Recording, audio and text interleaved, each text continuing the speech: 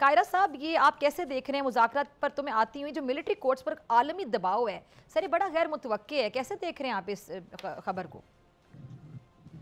देखिए, दुनिया में बहुत सारे फ़ोरम्स हैं जो अपने कवानीन के मुताबिक या उनके जो मुआशरती जो स्टैंडर्ड्स हैं, उनके मुताबिक वो अपने आरा देते रहते हैं। हम्म। मुल्कों ने अपनी ज़रूरतें, अपने कानून, अपने हालात देखने होते हैं। हम्म।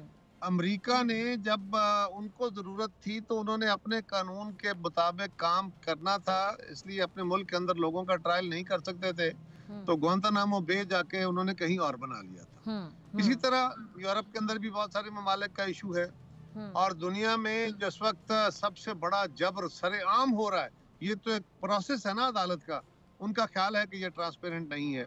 हमारे यहाँ भी ये कोई आसान कदम नहीं गिना जाता, हमारे यहाँ भी इस मामले को कोई अच्छा इकदाम नहीं लिया जाता।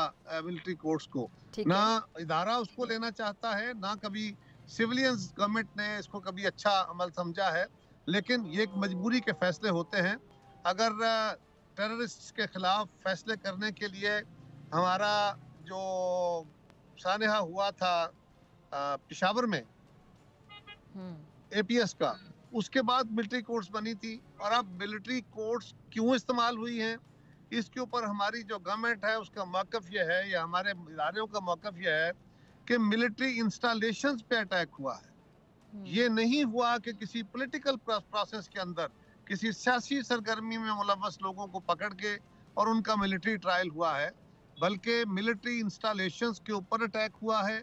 लिहाजा इसको मिलिट्री इंटरेस्ट के खिलाफ समझते हुए उस ट्रायल को कोर्ट्स के अंदर लेके गए हैं और अब उनको ये इख्तियार हासिल है। उनको वहाँ भी वकला का राइट था, लेकिन अब उनकी अपीलें जो हैं वो सुप्रीम कोर्ट में सुनी जाएंगी और उनको बिल्कुल फेयर ट्रायल मिलेगा। अगर कोई नीचे गलती भी हुई है तो सुप्रीम कोर्ट में वो सुकम दूर हो जाएगा। लेकिन ये आलमी इदारे या ममालिक जो हैं ये अपने स्टैंडर्ड्स के मुताबिक बात करते रहते हैं। हाँ, हम एक ग्रोइंग समाज और ग्रोइंग सोसाइटी हैं, हमारे मसाइल उनसे बहुत मुख्तलिफ हैं। खुदा ना करे, अल्लाह ना करे दुनिया का कोई मुल्क ऐसा हो, लेकिन अगर कभी उनको पाकिस्तान जैसे हालात का सामना करना पड़े और दहशतगर्दी का सामना करना पड़े और इन हालात, तो फिर हम देखें कि उनके वो क्या करते हैं। फिर आप देख लीजिए कि वो अपने मफादात के लिए मासूम फलस्तीनियों का भी हजारों की तादाद में, लाखों की तादाद में कत्लेआम कराते हैं। दहाइयों से उनके सामने सारा कुछ हो रहा है और आज भी वही ममालिक जो हमें कह रहे हैं कि फेयर ट्रायल करें, तो वो ढटाई के साथ इसराइल के साथ खड़े हैं। ठीक है जी।